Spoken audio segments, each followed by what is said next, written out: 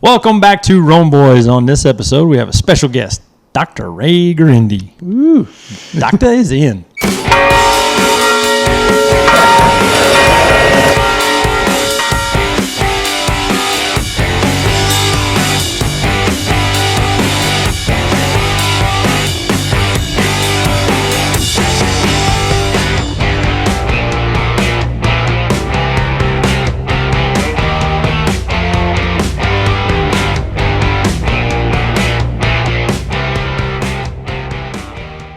Yeah. I've been noticing that every episode you guys do, you say you have a special guest. You've been watching. If everybody is special, nobody is special. Everybody gets a purple ribbon. Yeah, You too. get a trophy for participation, right? Okay. On this episode, we have an amazing guest, Dr. Ray Guarendi. The best. Amazingly special. Yeah, amazingly special. Or we could say different. That's been used. The recipient of the Humility Award for how many years in a row running? I can't say because then I would lose it. This is great. We're going to read a bio about you. Are you okay with that? Do we have permission? Go ahead. Now, most people don't like their bio, so would you like to do it? No, I'm just kidding. All right. Well, Dr. Ray Guarendi is a Catholic father of 10 adopted children, a clinical psychologist, author, professional speaker, and the national radio and television host. His radio show, The Doctor Is In, can be heard over 440 stations, including Sirius XM Channel 130. His TV show, Living Right with Dr. Ray, can be seen on EWTN Global Catholic Network and is aired in 140 countries. He is the author of many great books, and his most recent book, Jesus, the Master Psychologist, is a great read.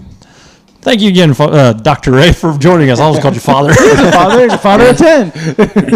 Glad to be with you guys. Your Excellency. Yeah. Yeah, thanks for taking the time out. We know you're busy, and we know you talk a lot, so sorry to make you talk some more, but Yeah. we're excited to have you here. Thanks. I guess that's my first question. When you do speaking for a living, so on vacation, do you just like go on a silent retreat? Well, my wife has this weird idea about marriage that you have to communicate with each other. So I tell her, hey, look, honey, I've talked to a lot of people for a long time. Do you mind? And she's old fashioned that way. Nice. That's good. You just tell her, you know what? I'll listen. You talk. Oh, you're married, I see. Yeah. We got the wisdom. Right. I married my wife, and she tells me like she's not about the communication. The love languages. She's all about acts of service, and I'm like, I work all day. Yeah. But it works. So, hon, instead of talking, would you just do the dishes? And you can keep talking. But Yeah. Oh, well, Just obviously, to comment, okay, gentlemen, I want to comment on this love language thing since you brought it up. Oh, okay. Yeah, please. All right. I don't like it. Okay. And I'll tell you why. As Christians, we can give someone love in the way they would like it expressed. Okay, I got that part. That's the part I agree with. The part I don't agree with is when we insist that they speak to us in the language we want. That is bold. I like it. That's so actually. self-serving. I agree. That my wife says, I love you, but I'd really rather have her mow the lawn. Yeah. Gee, she's not really speaking to me in my love language. You see, she's really not expressing love. See, as Christians, and that's part of that master psychologist book, as Christians, we don't have the right to make that demand. That's a great point. Wow. It's interesting that you say that because I'm not saying I'm a profound psychologist like you, but I would say that I've definitely had that thought, like, how selfish am I? That's right. We've talked about the differences of ours and how it's so difficult for us to do that specific love language for the other person. Yeah. It's almost like Melissa, my wife, she's like, it's hard for me to even text you, how great you are and how much you mean to me. I just can't do it. And I'm like, it's the simplest thing in the world. Just text it. I don't even care For if you mean it is, yeah. Just do it. Well, you know what I do? I text it and I have my wife sign it. That's all I do. That's great. Perfect. I appreciate that, though. That is a really good point. It's like, It okay, is hon. self-serving. Okay, hon, just give me a list of things that you want me to text you, and Yeah. I'll just do it on a daily basis. Copy, ma'am. paste, text it. You know those letters that you go to when you do these marriage encounter weekends and they have you write a letter? Yeah. And they want you to write the letter. Well, I did when I went one. Well, I sent my wife, I said, honey, just take notes and tell me what the weekend is like. But then I wrote the letter to me, really extolling my accolades. And then I just gave it to her and I said, honey, can you notarize this? Sign it. Hey, it worked, right? Yeah. That's my love language. There it is. It's like, honey, that was the best letter That's- you've ever sent me. Oh, Lord. All right. See, this is what happens when you get four guys together. Yeah. Within about 8 minutes, we go down to middle school. Yeah. I wonder if people are just going to want to hear the show, us laughing. But, I Yeah. mean, hey, love it. we bring joy. We bring Yeah. joy. That's right. This Well, is speaking of joy, Yeah. like any funny stories? 10 adopted children. You have to have some stories to entertain us with. I mean, we have a few Yeah. just from yesterday with our kids, but I have 3 white children, 2 Hispanic, 2 biracial, and 3 black. So when the kids were all under 12, my wife would troop through the grocery store, and people would see this. And some of them couldn't stifle their curiosity. They'd come up, is this some kind of club or something? And some of them, you could see it in their eyes. They had this look that said, I don't think this guy knows what's going on. And I'd usually say something like, well, I suspect her, but I can't catch her. That's great. It's maybe it's unfortunate that we understand what you're saying right now. That's too funny. fantastic. I'm going to choke up on this episode. Yeah. That's too funny. He's already crying. Oh, man. He's choking up. This is too funny. But yeah, so all right, that's a funny story. Yeah. You Yeah. asked the Yeah, question, you it answered counts. it. This is what we get. So, what are some pros and cons of having a large family like that? You just said you had 10 and they were all under 12 at one point. I mean, Yes, how far that's apart right. are they? I mean, and how do you keep your 12, sanity? 12, 11, 10, 10, 9, 7, 4, 3, 2, and baby. Oh, that's awesome. Wow. I was in a camper. That's how you handle it. Now, yeah, pretty much. Man. I'm impressed because I've got 6 daughters, my wife and I, and they're like, "Oh, how old's your oldest?" And then all the questions, all the questions. How's the oldest? What Anyways, it's I try to be very sharp in my response. Like you just spit the numbers out, because if you don't love your kids, right? Right. Obviously. Well, apparently, you could tell people you have 6 estrogen Americans. Okay? And given that, now you must hang in a relatively tight Catholic circle, because outside of your small circle, you know exactly what happens. Well, don't you have a TV? Exactly. Don't you know That's how it. this is happening? Yeah. Well, when are you going to stop? Yeah. Aren't you going to get fixed? We live in an interesting culture, gentlemen. We live in a culture that says sexually you can do anything you want and nobody should say a word about it. However, there's one thing you can't do, and that's have more than 1.86 children when you're married to the same woman. It's insanity. So I guess what they're saying is if you have contraception in your life, then you're allowed to have a TV in your life too. That's exactly right. Well, Somebody said to us once, "Are these all your children?" And I said, "Oh no." I said, "The oldest is at home with the triplets." Oh no. No, these aren't all of them. Yeah. I think that was an interesting point that you made that kind of slipped by there. That you said that you're not allowed to have more than 1.86 children to the same woman, Yeah. married to the Exactly same right. woman. It's an interesting sexual amorality in our culture. We have now decided that if you have more than your acceptable, societally allowed number of children, we have the right to give you grief We have the right to critique you. We have the right to analyze you. We have the right to judge you. You are sucking up the rainforest. What is wrong with you? It says it all, gentlemen. It says it all. It's I suppose it's traditional values too, right? So like, whether it be pro-life or being Catholic or whatever it is that's all being attacked. Well, then nobody says anything about the guy who has 6 kids with 3 or 4 different women. Right. Or it's this. That's his choice. This glorious thing about kids. Well, I always make sure that I clarify, and nothing or whatever. I always make sure I clarify it's not a blended family. It's kind of interesting. Yeah, and that makes it even worse. Yeah, gosh. Because you have deliberately decided to do this. Now, you might be able to get away with it back when you had 3 girls because they would say, well, you're still trying for your boy, right? You're still hoping for your every boy. time. You heard that. Every So time. you get an exception if you, but you could be on 4 like that and forget it. There is no exception. Yeah. You're just nuts. It's like, okay, well, if you had a boy, then the world can understand it, right? Like, you get your pass. They can relate.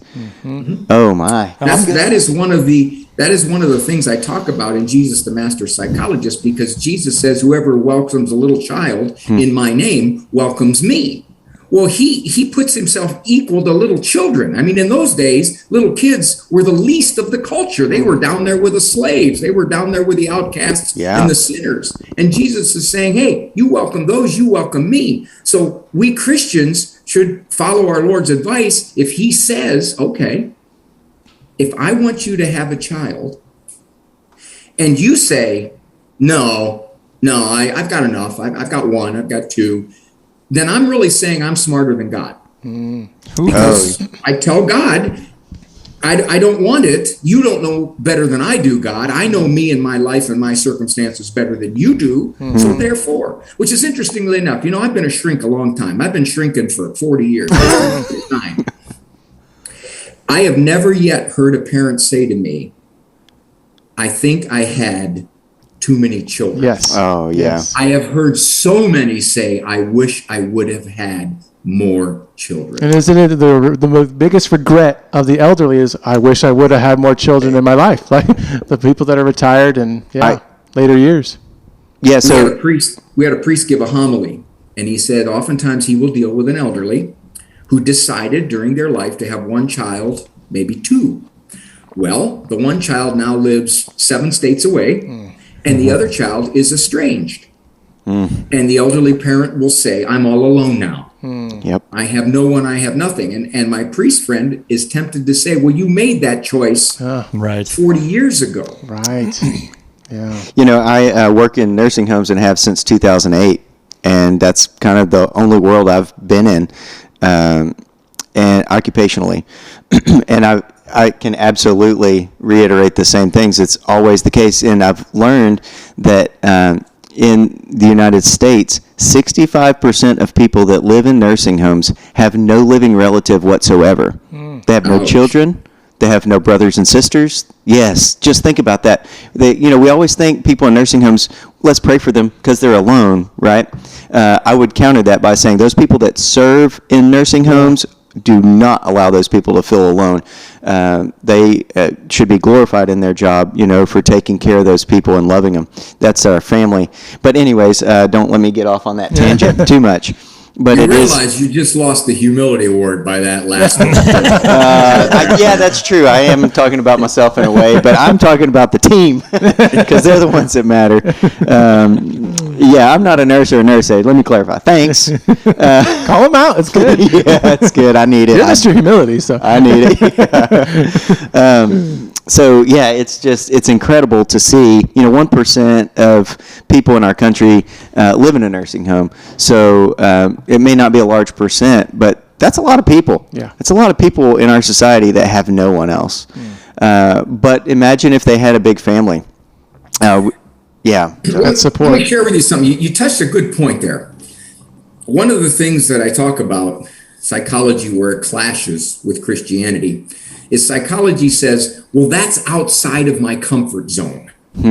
Okay, I really feel ill at ease. I feel anxious. That's not my comfort zone.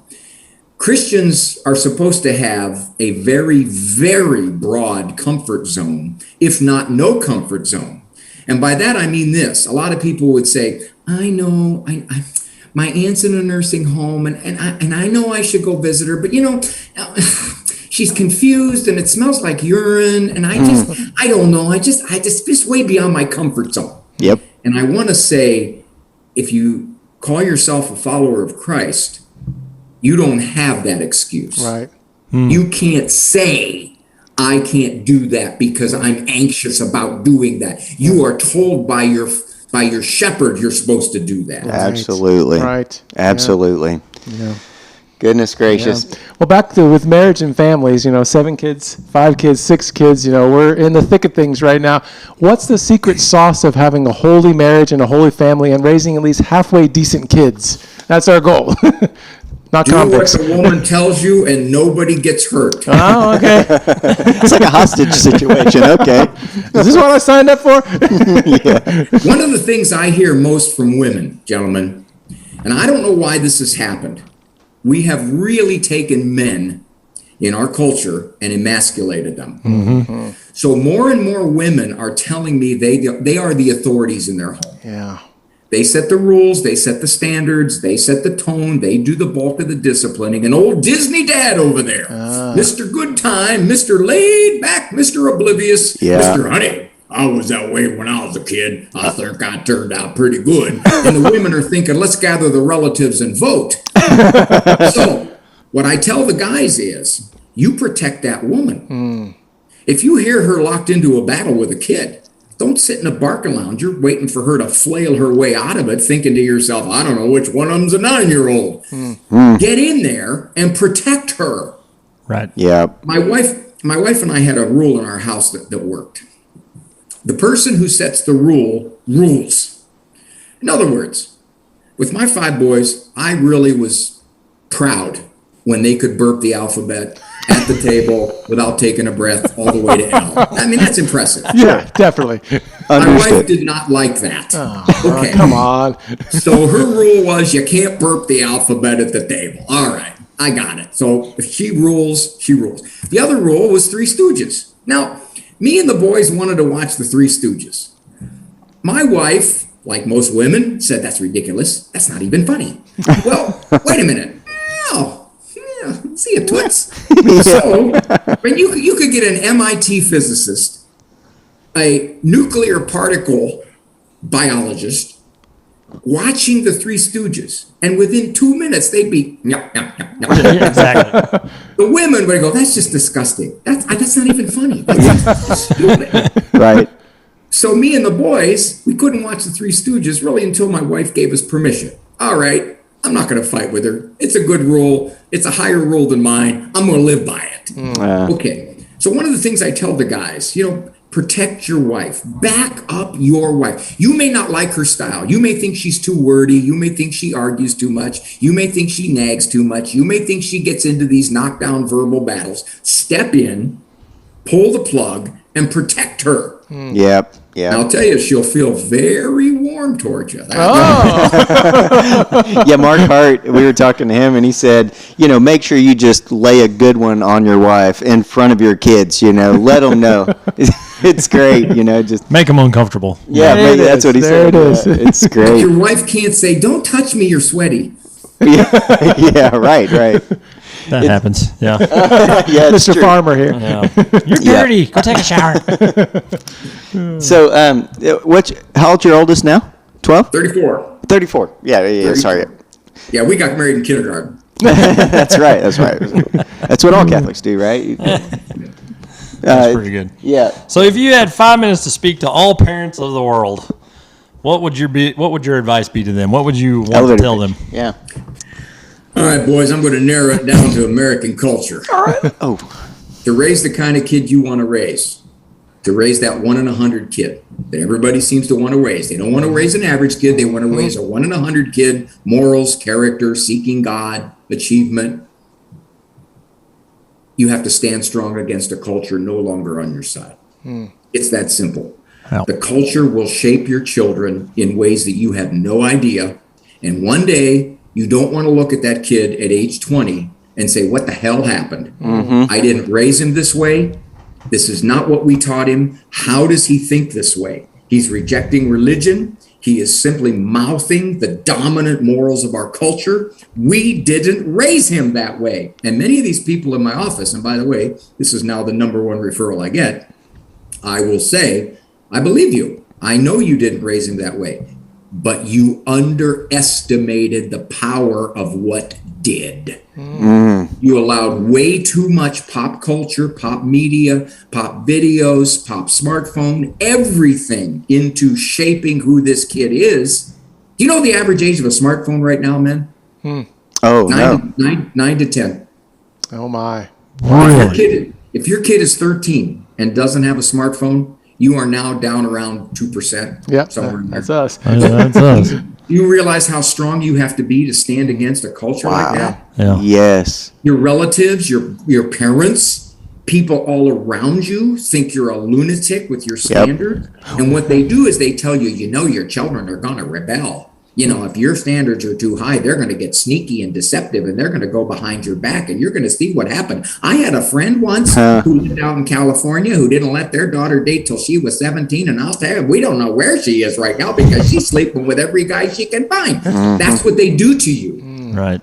It's a total myth, but that's what they do to you. Sure. Yeah. And for what benefit? Well, let's put the temptation right in their hand. Here you go. Well, we're three homeschool families. We all homeschool our kids, and our biggest. Wait a minute. Okay. Hey, I participate. Okay. I do 10%. You guys are like me. People say, "Are you a homeschooling father?" I say, "Yeah." Once, when my kid was in the 8th grade, he dropped a pencil. I said, "Hey, tell your brother to pick that up." So see, I do my share. Exactly. We're the principals. That's why. There you go. Like, my wife just tells me that I'm the principal. So but anyway. Maintenance man. Well, one of the main reasons why we homeschool is because how many hours do they spend in an environment that we don't know what they're being taught anymore by whatever standards the public education system decides basically they're being taught to take a test for most of it. But they're spending 40 hours a week with somebody else, and then they have a few hours with us before they go to bed, and then they get up in the morning and go back to that environment. We don't ever. They would. You're You're not raising your kids, right? Yeah, and that's somebody else is. That's a bold statement. I mean, there's the majority of people are.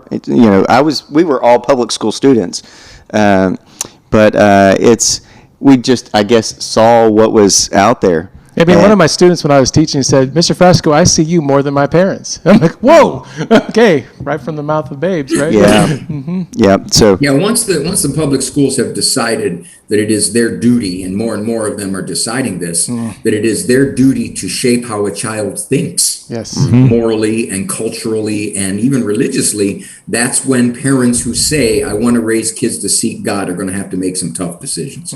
yeah, That's right. Well, we're in a cultural crossroads right now where you see a lot of people, and it's even making top headlines. I think it was like Megyn Kelly or somebody that took her kids out of the school because of all the pressures of every week asking her son, "Are you sure you're a boy this week?" Oh my! And Wow. so it's like there's a lot of people. There's a huge movement. And there was a low vibration at one point, that you could hear in the airwaves, people homeschooling more, right? But there's mass exodus going on. The downward spiral of our culture. I mean, it's like a roller coaster. It's so fast. Like, what can we do? Give us some hope, Dr. Ray. Like, I mean, it is a Edgar mess. R. Murrow, remember him? He was you guys are too young to maybe know that, but he was like a top journalist, Edgar R. Murrow. And he said, just because your voice reaches halfway around the world doesn't mean you are any smarter than when it only reached to the end of the bar. The point is this. With mass communication, we are able to influence millions of people at a time. For most of human history, what influenced you was your family, your clan, or your tribe. It took the Roman Empire 400 years to collapse, because little by little by little, the attitudes were changed. Now we can change an attitude. I saw a Pew survey. Within 5 years, the number of people who thought it was okay to live before marriage went from like 60 some percent to 87%. 87% thought it was okay to live before marriage. Wow. The number of people who thought that marriage was important plummeted in 5 years. So the media, the entertainment industry is so good at looking like our way of thinking, our way of doing is far better than those old throwback Neanderthals that have religion. Yeah. As a result, I tell parents, one, you have to be hyper vigilant. You just have to notice this stuff. Two, you better stand strong. You better recognize that you're not going to be understood. You're going to be critiqued. You're going to be analyzed. You're going to be second guessed. You're going to be made to feel like psychologically you are way off the track. That's going to happen. But I always tell parents this. If my kids go astray, I want it to be because they had to climb over me, not because I stepped aside. Nice. Wow. I can live with myself. There you if go. They had to climb over me. Yeah. You know, I was. Man, that was a good one. That gave me chills. It That was is awesome. good. Yeah. It's taking a stance. Yeah. So today we're recording here on September 11th, the 20th anniversary. You know, the Pentagon director, whatever, said just last night, I saw something where he said there are kids that weren't even alive when 9/11 happened. And so they followed that up with a bunch of interviews about, you know, how important is this to you, or what were you taught about? And they said, you know, just it's amazing to see the college level student mentality on this that the media is portraying. I'm not saying that's what they all think, but just the rate of change of the mentality of the culture is so fast. It's scary because technology moves at like 100 times faster than, you know, human evolvement. And so it just makes me think, are the end times near? I don't know. I can't claim that. But what are your thoughts on that? We have created technology that humans are not able to handle. And it is, I draw a parallel, it is putting a machine gun in the hand of a 3-year-old. Yeah. Is what we have done. So those people who wish to raise children to still seek the infinite have now got to realize what they have to do. They can't go with the flow of the culture anymore. When that 12-year-old girl comes home and says, every single person in my class has a smartphone. How could all those people be wrong and you be right? As a parent, you have to weather that, and you have to recognize that that kid could get resentful. They're looking around. They're saying, wait a minute. You're the weirdo, Mom. Yep. But here's the key. I think this is critical. All of our kids are adopted, and we adopted 2 4-year-olds that were pretty much out of control. They were just left to kind of run undisciplined. At some point, after they came to us, about 3-4 months down the road, I said to my wife, I said, man, you know, John and Joanna are getting way more than their share of discipline. And we got to do something about this. Maybe why don't we do this, honey? Why don't we lower our standards a little bit for John and Joe until they get this? Now, my wife, being a sensitive, nurturant, sharing person, said, Ray, you big dummy, what are you talking about? Actually, she didn't say that, but she paused long enough that I knew she was thinking it. She said, how can we do that, Ray? I mean, how will you do that? Will we say John and Joe can throw a 12-minute fit and the other kids are going to get stopped at 1 minute? How do you do that? She said this, we got to make sure that for John and Joanna, we give a lot more hugs and kisses, a lot more tucks in good night, a lot more I love yous, because otherwise the relationship could become out of balance. And this is what I tell parents. If you have super high standards, I mean, you're looking around you and you're thinking, my gosh, you know, the things that I expect, or the fact that I don't have a television, or the fact that my kid doesn't have the latest Grand Theft Auto subset C6 video game, then I better make sure this kid knows how much I love him. I better hug him constantly. I better give him kisses. I better just be affectionate. And if you're a guy that says, oh, that's not me, and I tell these guys, then it better be you. Yeah. Yes. You better do this. You know, my one son, my youngest son, played basketball. And before the games, I'd sit in the bench and I'd wait for the right time. And you know what I did, guys? I went down to the bench. And I grabbed him and I hugged him and I kissed him on the cheek, right in front of his teammates, man. Yeah. There was no way that kid was not going to let me hug and kiss him. I'm Italian. You know when I kiss you. Yes. So, and I told him, I said, you got to give words of encouragement. I said, Petey, try not to stink the joint out. And he would laugh and I'd laugh. You know what he told me later, man? He told me later that a couple of the guys came up to him and said, I wish my dad would do that. They were all thinking it. Amen. Yes. Absolutely. We have allowed ourselves to be bullied by the teen peer group rules that say you can't show affection to your kid out in public when he's 13. Yeah. Nope. I'm going to go against that culture. So Yeah. no problem. And it reminds me of the narrow path of Christ, right? Yeah, it's narrow, and so everybody has a cell phone, and this one kid doesn't. That probably is the right path. You can't go with the tide. Good point. Yep.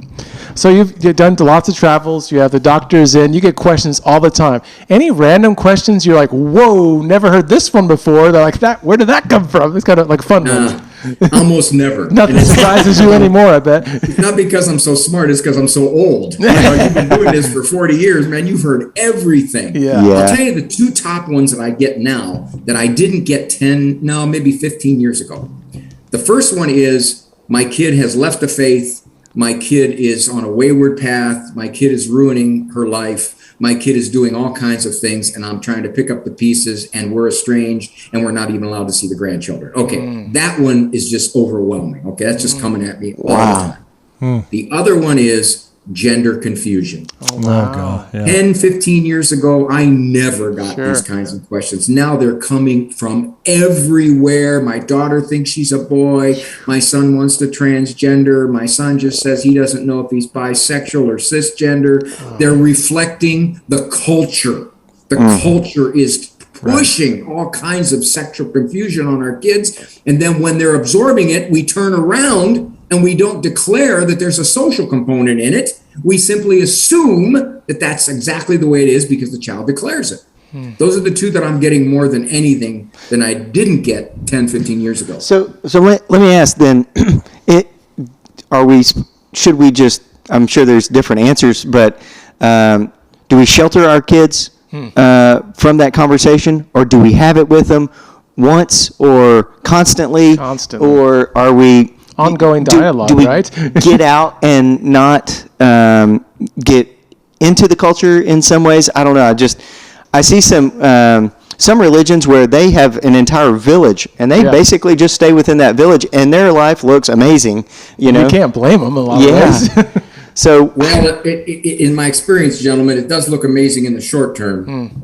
Unfortunately, they seem to follow the same problems that we have, which is once the kids are exposed, they're not sure what to make of it. I would say several things. One of the big arguments against parents who are trying to navigate the culture is, you can't protect them forever. That's a real world out there. What are you going to do when they get out there? They're going to be shell-shocked. And my answer to that is, I'm not trying to protect them forever.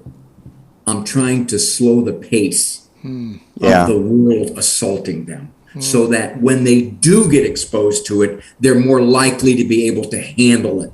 It's a total upside down myth that says when he's exposed to it at age 14, he's going to collapse.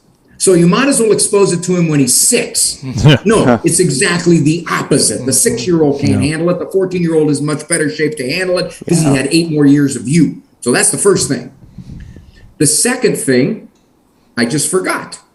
Because I went too long on the first thing.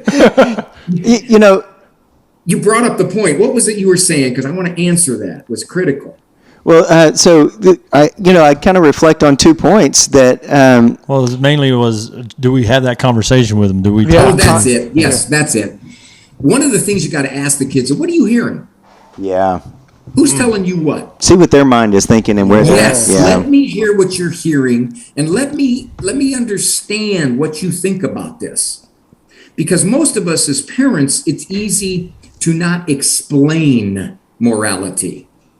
It's much easier to say, well, this is what the church teaches, and this is, we believe in God and we believe in Jesus, and he says this. Yeah. Well, we don't live in a culture like that anymore.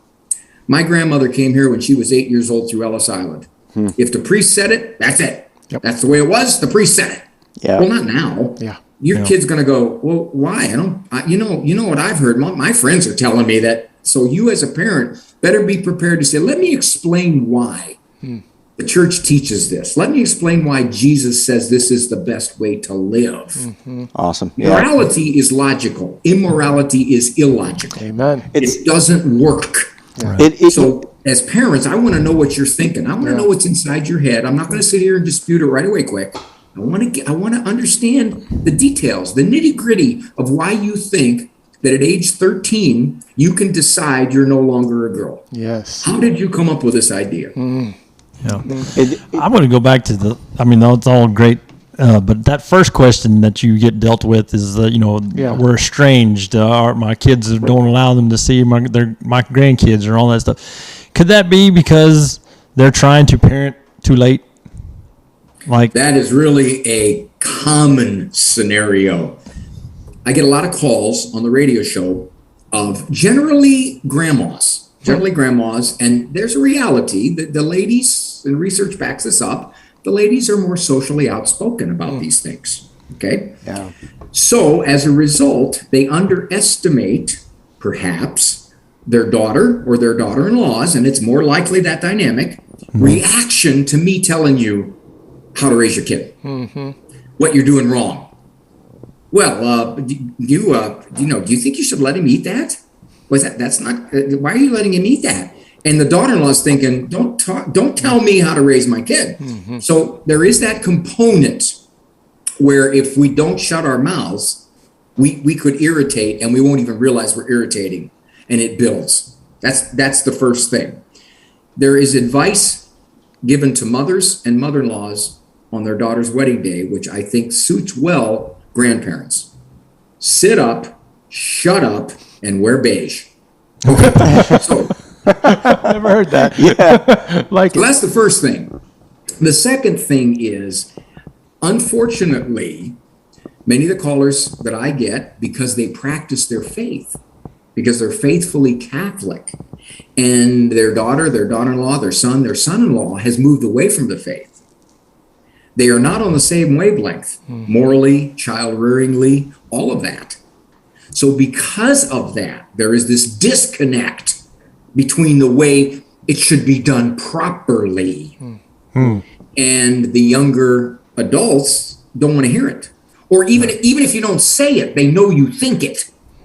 So there's this automatic defensiveness that comes up. And unfortunately, one of the things that happens is they use the grandkids as a weapon. Now, one of the things I've told grandparents, whether you agree or whether you disagree with the way those children are being raised, you do not undercut those parents. Yeah. You do not say, I'm going to let you watch this over here because I know your mom won't let you watch it, and I want you to see this because I don't see any problem with watching this. You're a child, you're 9 years old, you should be able to handle it. No, you do that. I've even advised parents, if you have grandparents who undercut your parenting, they're forcing you into making a decision. Yeah. And that decision is, you can't be around your grandparents without me being there too. wow. Because you can't trust them. Yes. I see these all the time. Let's say a mother, for whatever the reason, she has this thing about sugar. Okay, I don't agree with that. The research doesn't back it up. But she's mom, and she doesn't want the kids having sugar. So first thing that happens, if the kids go somewhere with a grandma, you finish your ice cream before I give you 4 more cookies. Because grandma has to compensate. Grandma has to say, look, your mother's ripping off your childhood in this dimension, so I'm going to compensate for you. Don't tell your mom. Yeah. Well, it's going to get back, especially if you have an 8-year-old daughter. Yeah. 8-year-old daughters are narcs, man. Yeah. You know that. Yeah. It's quite diminishing as a parent. Maybe I'm not speaking from experience, but it really is. It's painful, and I think it's because it's like, hey, my kids are now seeing that the outside world is going to give them all the things that my parents won't. And maybe my parents don't have what's best in store for me because my grandparents love me. They love me as much as my parents, so it seems. Yeah. And I get the candy, because that's love, right? Getting. Yeah. For yeah. me, It's that selfish. Yeah, there's two levels to that. The first level is absolutely my parents don't seem to be acting like other grown-ups. That's one. Yeah. The other level is much more insidious, which is the parent is afraid that the child, psychologically speaking, is going to brew and stew and build up all kinds of hidden resentments that are going to pop up when they're 17 and say, you made me go to church. That's why I don't want to go to church. Yeah. Yeah. It's absolutely. We all get it. You say it, and it's unfortunately so relevant to the point. And Can you speak on your first question? So, the parent comes and the kid has fallen away. What's your advice to the parent now that they can't parent so much anymore? Okay. You're always a parent, but You guys can help me out on this. Say a parent comes to me, and from everything I've looked at, the parent tried. I mean, within human reason, the parent tried to raise the kid well and to seek the faith. Yeah, they maybe weren't the most faith-filled parent, but their heart was in the right place and they tried. And the parents beating themselves up. Where did I go wrong? Why was I deficient? Maybe we should have prayed the rosary in Aramaic as we knelt on broken glass when we levitated. We just didn't mess up. We just didn't fess up. Okay. I'm going to ask you a series of questions, man. You just answer yes or no. Okay. Is there a God? yes. Is Christ God? Yes. Was he sinless? Yes. Could he perform miracles? Yes. Yes. Did he have a perfect understanding of human nature? Yes. Could he get most people to follow him? No. Uh-huh. yeah, no. So you think you're better at this than the God man, huh? So you think you've got the spiritual formula to guarantee that your child is going to embrace the faith. Can you do a miracle? You can't even do a crummy card trick. It's I can't true. even make breakfast, so. It's gosh, it does remind me. At the end of Revelation, it says, "After all of these things, let the righteous be righteous and the filthy be filthy." And I'm reminded they're God's children before they're mine. Amen. And they have free will, and they have every. I can't compel them against their will, right? God doesn't compel us. Sure. Just I all tell of people I got some children probably going to serve a church, some probably going to serve time, Yeah. yeah, right, right. Yeah, I always ask myself, how is it that I came from this family, and I have two half brothers that struggle? How is that possible? Mm-hmm. We're just polar opposites, but It tells the grace you of God. that we have to be very slow to look at somebody else and say they're lost. We can't say that. I mean, That's a good point. Right. My one son is a very thoughtful young kid, and his brother struggles. And my son said to me, the thoughtful son said, Dad, God is going to judge me very differently than he judges so-and-so. That's a good point. Because this other son was exposed to drugs and alcohol in the womb. He was developmentally delayed. He has an awful lot of quirks in his personality. And the more thoughtful son says, I've been given the grace to be able to see certain things that God has allowed me to see. So I cannot in any way feel superior to my brother. Let me just say, you just spelled out my story to a T. So thanks for looking into my soul. Well, a couple of your stepbrothers contacted me and said, during the program, because we can't talk to him. Gave him the You're heads up. freaking me out, man. Well, the church is in crisis right now. I mean, gosh, it's just a mess, right? And so what can we do as Catholics to stay on the narrow path and just get our church to get back on track to be the evangelization of the gospel? When was it not in a mess? This is true. That's exactly right. This is true. I was listening to a show, and the man was talking about the history of the papacy. Oh man, there were some bad times. There's some messes. Some really bad times. There was a couple hundred years of bad times. Yeah. So we got to keep in mind, wherever humans are, this is the name of the game. This is the picture. Yeah. The way it is. It's a mess. Yeah. So we can look at this and go, oh man, we're just unraveling. We're going to hell in a handbasket. Yes and no. If you have a broad perspective, you recognize that this has always kind of been the way. Well, think about it this way. Our Lord picked 12 guys. One of them betrayed him, and 11 of them ran. Now, did Jesus need a better human resource department? Did he not vet his guys right? Yeah. Yeah. What's the story here? They were handpicked by God, and they still had their moments. So you got to keep that in mind. Right. Yeah, I think you had a pretty good PR person because they picked Mary, right? Yeah, there you go. Right. Well, it's like this. Can you imagine our Lord getting caught up in psychological correctness? He'd go up to Peter and he'd say, Simon, for a little bit there, I toyed with changing your name to Peter, but I really wasn't sure what that would do to your self-image. I mean, you've always seen yourself as a Simon, and now I change it to Peter, which changes your whole identity. That could have untoward psychological repercussions. However, I've spoken to my father, and he believes you have a future in this operation. If you can conceive it, you can believe it. If you can believe it, you can achieve it. 12 more weeks of Tony Robbins management courses, Simon. You'll run this outfit. And I just don't think that's the way it was. That's really funny. But good comic relief. It's true. Gosh, it's so true. Well, I've been told the story of, somebody asks, like, oh, how can you be Catholic in the way the church is just so bad? And he said, well, we survived the worst thing that ever happened in Christianity. And they were like, what, sex abuse scandal, this and that, just kind of throwing them all out there. He goes, no, Jesus being betrayed and crucified. Yeah. We killed God. Yeah, we killed God. I mean, what's anything worse than that? Yeah. Amen. Gosh. Peter, I don't know that guy. No, I wasn't with him. That's all of us. Yeah, I do not know him. That's a really good point. I will say this though, guys. When I was growing up in the early 30s, Automobile was nice, wasn't it? You read about that? the culture was much more nominally Christian.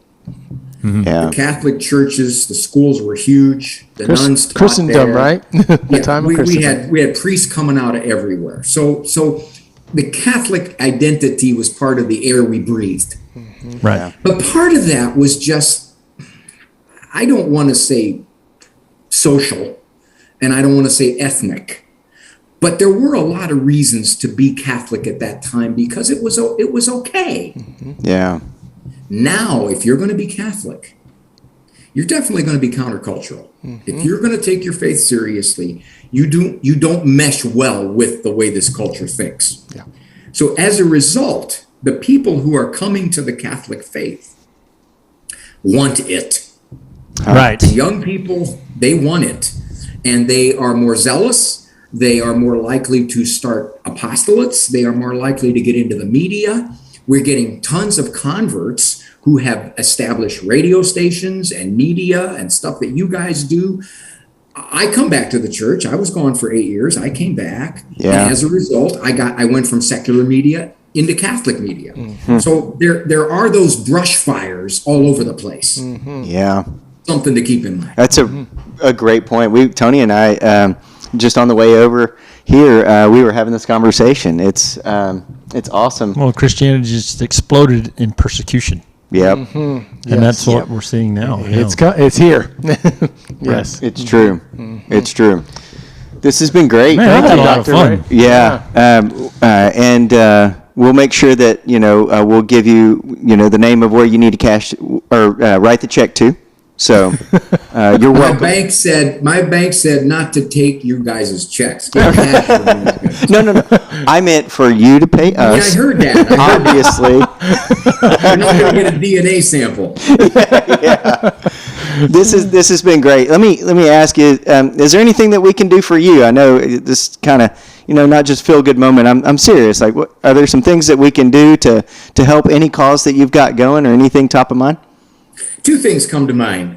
One, my left rear tire has a wobble to it. And I'm You're not asking sure the country boys. If it's a slip belt or what. I'm not sure. Okay, that's the one. Okay. The other thing is, if they'd like the book, Jesus the Master Psychologist, go to my website, drray.com, DRRAY.com. It's there along with all the other books prior to that. They're great. Lots of good reads there. Yeah, it couldn't have been more timely with the way that I think it's like the mind and the soul is the last frontier, and the popular culture is trying to go after it. So good timing on the book there.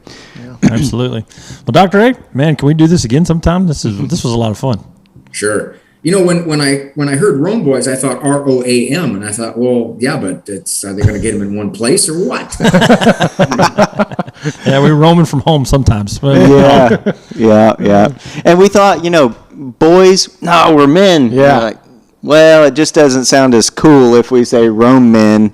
We called this middle schoolers earlier. So We like being boys because we're trying to prolong. Well, I'm doing some taping with a TV show in Boise, Idaho. Now, I talked to the people in Boise, and I said, "You're probably going to have to change your town's name. You can't say Boise; that's kind of gender insensitive. You might have to say Kidsey or something like that." Or Cis-C, right? There you go, cis. Okay, there you go, CISC. Yeah, very good. Yeah. Oh boy! Oh, sorry. Wrong term. Oh, goodness gracious. Can't even speak anymore. Yeah, right. I never could. Yeah, Dr. Ray, thanks again for joining us, and I encourage everybody to tune into your radio show. I always enjoy your radio show. My favorite part of your radio show is when you talk about how you take time off of purgatory because you're so irritating to listen to. Yeah. We're just trying to help add to that today. So You guys should have no time left. Yes. better than a scapular, Dr. Ray Guarendi. Yeah. That's good. I'm going to steal that. Awesome. Well, thanks for everything. Thanks for your time. Even some technical difficulties early on. This has been great. We appreciate it. And In the meantime, be real. be bold. Be Catholic. God God bless. bless. I appreciate it.